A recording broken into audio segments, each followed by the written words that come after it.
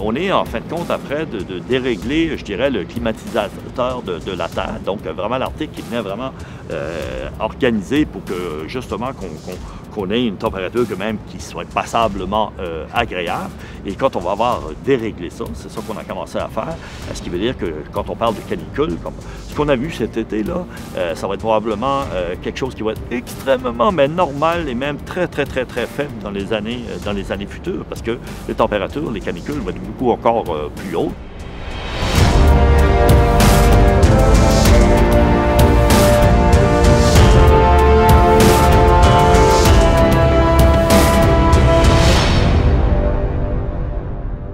Bienvenue à Gmob, ici Michel Jeté.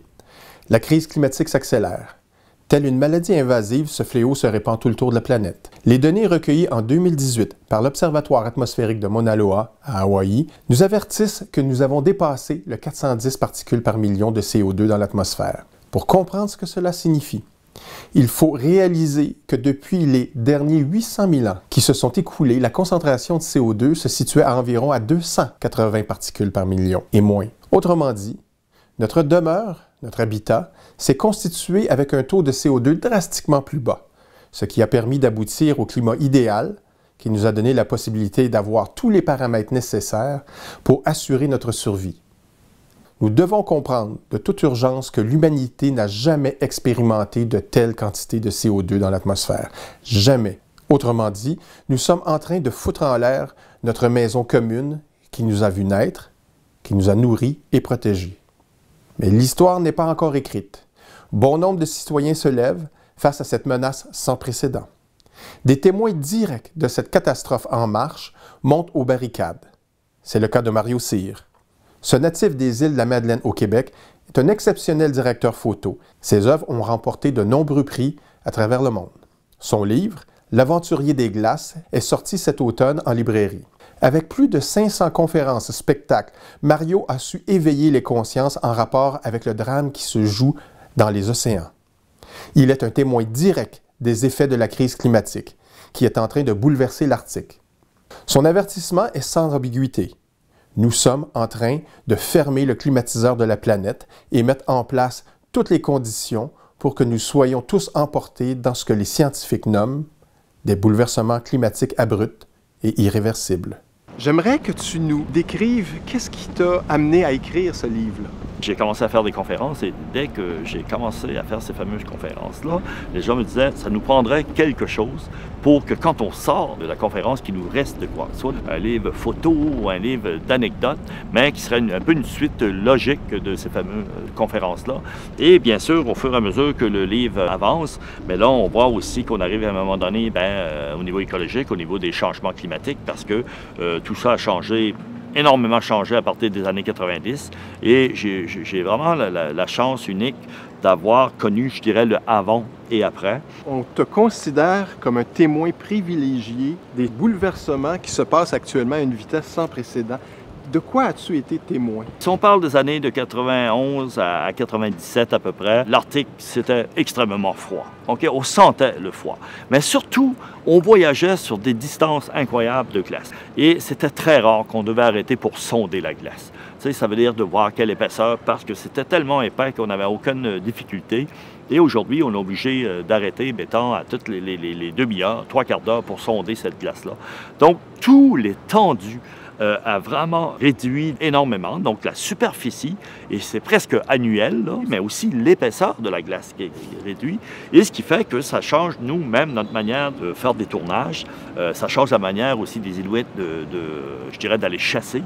Il n'y a plus rien qui se tient comme tel. Les Inuits, c'est des traditions orales, donc ce qu'on appelle les elders, donc les plus vieux, qui pouvaient raconter à leur fils, à leur petit-fils, la 3e pleine lune de l'année, mais vous allez sur à tel endroit, sur telle île, puis il va y avoir plein de caribous. Mais aujourd'hui, ça ne marche pas, parce qu'il n'y a plus rien qui se tient.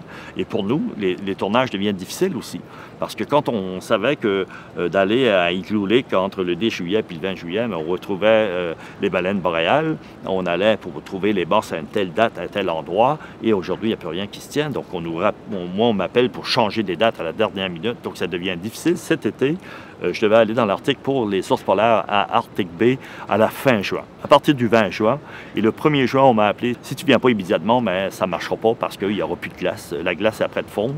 Et je me suis retrouvé quand même à peu près 15 jours avant la date que je devais y aller. Puis déjà, il y avait facilement 15 cm d'eau sur la banquise. Donc, très difficile à bouger, très difficile à voyager.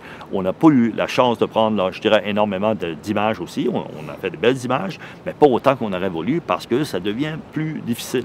Et tout ça, là, ça bouleverse. Ça, je dirais que ça n'a rien. Parce que nous, on est là pour prendre des images. C'est pas nécessaire, je dirais, vraiment dans la vie. Ce n'est pas ce qui est le plus primordial. Mais quand on parle d'environnement, quand on parle de tradition chez les Inuits, eux, c'est super important parce qu'il n'y a plus rien qui fonctionne comme ça fonctionnait auparavant, là. On sait qu'actuellement, en 2018, le couvert de glace arctique fait partie de son plus bas. Le plus bas, c'est 2012. Oui. On est parmi Oui. les plus bas. On a dépassé. Oui, et en termes de volume de glace, on est aussi parmi les plus bas volumes de glace jamais enregistrés. Pour un écosystème aussi fragile que l'écosystème arctique, qu'est-ce que ça signifie pour tout le vivant, là? Bien, c'est énorme. C'est énorme parce que la glace maintient la vie, hein. Sous la glace, ça veut dire que dès qu'on arrive, ce qu'on appelle le flow edge, là, puis j'ai toujours eu de la difficulté à trouver le mot français pour flow edge, où la glace finit et que l'océan commence, mais il y a une vie incroyable. Donc, c'est sûr que le fait qu'il y ait moins de glace ou que la glace se retire beaucoup plus loin, mais cette vie-là est quand même, je dirais, dispersée. Les animaux ont plus de difficultés à trouver les micro-organismes qu'on va trouver au bord du flow edge, comme on le faisait auparavant. Mais il y a aussi tout est interconnecté aussi. Puis ça, c'est bien important parce que quand la glace fond du côté de l'Arctique, ça vient nous influencer ici. Dans le golfe Saint-Laurent, bon, il y a une annonce qui est tombée cette semaine du fait qu'on commence à avoir vraiment des zones énormes au niveau de l'hypoxie, donc ça veut dire le manque d'oxygène, et que probablement qu'à un moment donné, le golfe Saint-Laurent, il n'y aura pas d'oxygène du tout. Ça va être complètement mort. Et tout simplement, pourquoi? Parce que l'eau froide de l'Arctique, qui restait vraiment froide avec le fait qu'il y ait beaucoup de glace, mais descendait vers le sud, contrait l'eau chaude qui montait, et l'eau froide, mais c'est ça qui amène l'oxygène. Donc, si on prend, puis écoute, les chiffres ne sont pas exacts, là, mais c'est à peu près, je dirais, l'oxygène qu'on retrouve dans le fond marin, il y en a à peu près 80% qui vient de l'eau froide, puis 20% qui vient de l'eau chaude. Donc, ça veut dire que là, on apprend d'amener beaucoup plus d'eau chaude, beaucoup moins d'eau froide, donc il y a de moins en moins d'oxygène, ce qui veut dire que ça va hypothéquer de plus en plus les mammifères, tout ce que c'est qui vit au niveau des crustacés. Même les mollusques ont besoin, tout le monde a besoin d'oxygène pour vivre. Et ça, c'est vraiment un problème là, majeur, là. Et ça, c'est la fonte des glaces de l'Arctique qui fait ça. Les deux pôles, c'est ça qui régit le climat sur Terre. C'est pas compliqué, l'Arctique et l'Antarctique, c'est vraiment ça. Et là, le fait qu'on est après de changer, de moduler justement cette fameuse présence de glace-là, donc ça va venir complètement changer le climat sur la planète comme tel. Ça vient aussi déranger au niveau de l'augmentation du niveau de la mer. C'est pas l'Arctique, par contre. Il faut faire attention parce que la glace qui fond dans l'Arctique, c'est comme de la glace dans un verre d'eau. OK? De la glace qui fond dans un verre d'eau, ça ne fait pas déborder ton verre. Par contre, pour l'instant, tant qu'il y a de la glace, ça la maintient quand même froide. Le gros problème, c'est que dans 20 ans, 30 ans, il n'y en aura plus de glace. Donc, je ne sais pas si vous pouvez vous imaginer à la vitesse que ça va se réchauffer. Ça va être là vraiment phénoménal.